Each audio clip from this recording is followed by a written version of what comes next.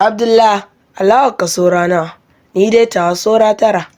Alawa ta saura 8, ni dai na sha 2 ɗazu kafin mu zo masallaci. To ɓoye, kar ka fito da ita yanzu, kaga yaron can yana ta kallon mu. Malik rabu da shi, ai ni ko ya gani ba zan ba shi ba. Ku zo nan yaran kirki. Yar kurciya ko kin ji abin da muke cewa ne? Duk na ji abin da kuke cewa, amma bari in tambaye ku, wa ya ba ku wannan alawa mai yawa haka? Bafahari ne ya ba mu kowa guda 10. Aikin me kuka yi masa ya ba ku wannan alawa? Ba aikin da muka masa, haka kawai ya ba mu. To me yasa ba za ku iya ba wannan yaron ko ɗaya ce ba? Idan muka ba shi, ai za ta yi saurin karewa. Ku zo nan kusa da ni in ba ku wani labarin wasu maza uku. Wannan labarin sahabi Abu Huraira ne ya ji daga manzon Allah sallallahu alaihi wasallam, kuma Bukhari da Muslim ne suka rawaito.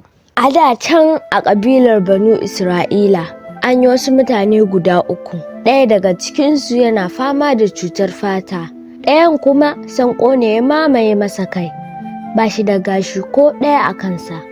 Shi kuwa na 3 makaho ne, baya ganin komi sai duhu. Rayuwa ta yi wa mutanen nan 3 wahala.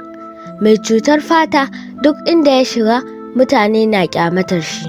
Shi kuwa mai sanƙo ya kasance yana sha'awar yadda mutane suke da gashi suna yin ado yadda suke so. Shi kuma rashin gashi ya saka shi muni. Shi kuwa makaho babban burinsa shine idonsa ya buɗe, shi ma ya ga abubuwan da ke kewaye da shi kamar kowa. A kwana a tashi sai Allah ya yi niyyar gwada su, saboda haka sai ya aiko musu da mala'ika. Mala'ikan ya fara ziyartar mai cutar fata, sai ya ce masa, a yanzu mecece babbar buƙatarka? Sai mutumin ya yi sauri ya ce, babbar buƙatata a yanzu shine in warke daga wannan cuta, fatata ta yi kyau, mutane su daina ƙyamata. Sai mala'ikan ya taɓa shi a hankali, nan take fatarsa ta zama mai lafiya, ga laushi da sheƙi. Daga nan kuma sai mala'ikan ya sake tambayar shi, to yanzu me ka fi so a ce Allah ya mallaka maka a matsayin dukiya? Mutumin ya ce, ina so in mallaki raƙumi. Sai mala'ikan ya ba shi raƙuma mai ciki. Mutumin nan ya yi farin ciki sosai, sannan ya gode wa Allah da wannan alheri da suka same shi. Sai mala'ikan ya sa masa albarka a dukiyarsa, sannan ya tafi.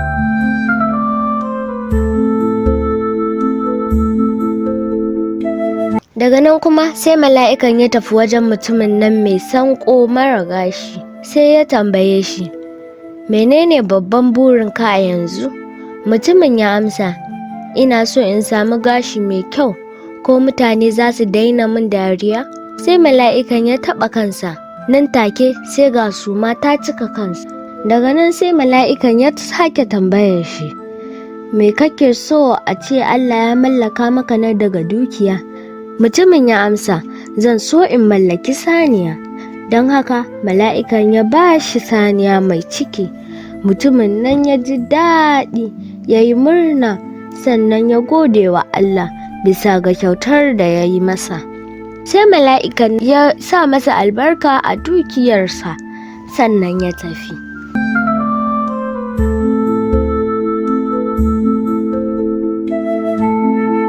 Daga nan sai mala'ikan ya ziyarci makahon ya tambaye shi, mecece babbar buƙatarka a yanzu? Makahon nan ya ce, ai babban burina a yanzu shine idanuwa na su buɗe in ga mutane da sauran abubuwan da suke kewaye da ni. Sai mala'ikan nan ya taɓa idanunsa, sai kawai ga su sun buɗe kuma yana gani sosai. Daga nan sai mala'ikan ya sake tambayar shi, to yanzu mai kake burin Allah ya mallaka maka na daga dukiya? Mutumin ya amsa, ina so in mallaki tunkiya. Daga nan mala'ikan ya bashi tunkiya mai ciki. Mutumin nan ya yi murna sosai kuma ya gode wa Allah a bisa wannan ni'imar. Daga nan mala'ikan nan ya sa masa albarka a dukiyarsa, sannan ya tafi.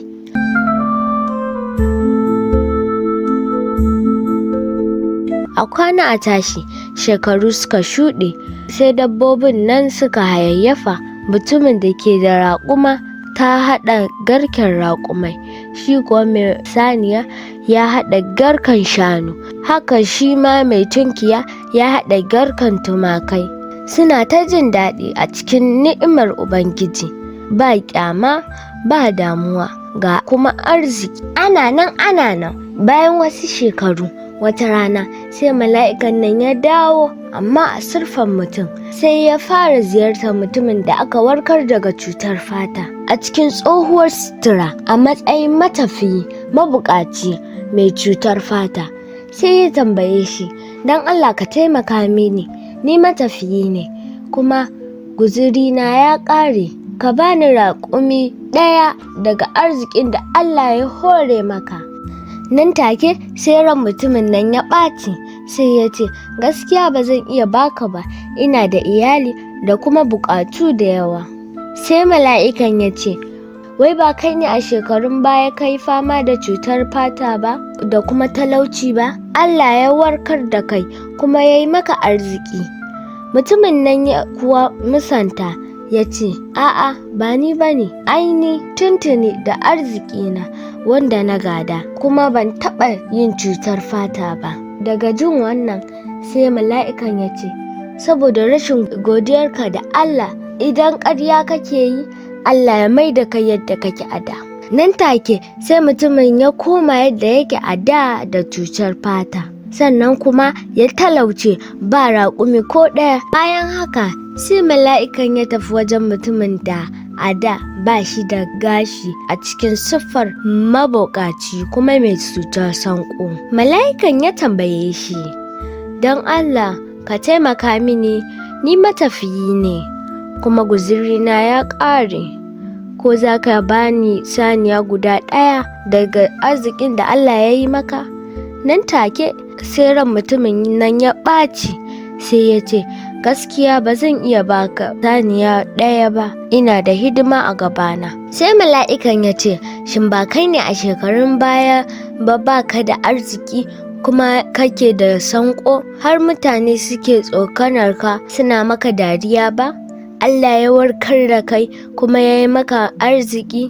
Sai mutumin nan ya musu ya ce, a'a ba ni ba ne, aini tuntuni da arzikina wanda na gada, kuma ban taɓa rasa gashi ko ɗaya a kaina ba. Don haka mala'ikan ya ce, saboda rashin godiyarka ga Allah, Allah ya sa ka koma yadda kake a da. Nan take sai sumar kansa ta ɓace, sannan kuma ya dawo ba shi da saniya ko ɗaya. A ƙarshe mala'ikan ya ziyarci mutumin da a da ya kasance makaho. Mala'ikan ya tambaye shi, don Allah ka taimaka mini da tunkiya guda ɗaya, ni matafiyi ne, gashi ba ni da komai kuma gani ni makaho ne. Sai wannan mutumin ya tuna da irin ni'imar da Allah ya yi masa, sai ya ce, da ni ma na kasance kamar ka, sai Allah ya warkar da ni kuma ya azurta ni. Kaga garken nan nawa? Ka shiga ka ɗauki duk abin da kake so. Mala'ikan ya yi murmushi ya ce, ba na buƙatar komai daga garken tumakanka, ni na yi haka ne kawai don in gwada ka. Allah yana farin ciki da kai, kuma baya farin ciki da sauran mutane biyun nan, mai cutar fata da mai sanƙo. A dalilin godiya da kyautar wannan mutumin, Allah ya bar masa duk arzikinsa, ya ƙara ma tumakinsa albarka. Mutumin ya kasance a cikin yalwa da jin daɗi. Abdullah Malik, wannan labarin yana koya mana mahimmancin godewa Allah da kuma taimakon masu bukata a cikin abin da Allah ya hore mana. Mun gode kurciya, kuma insha Allah za mu gyara halinmu.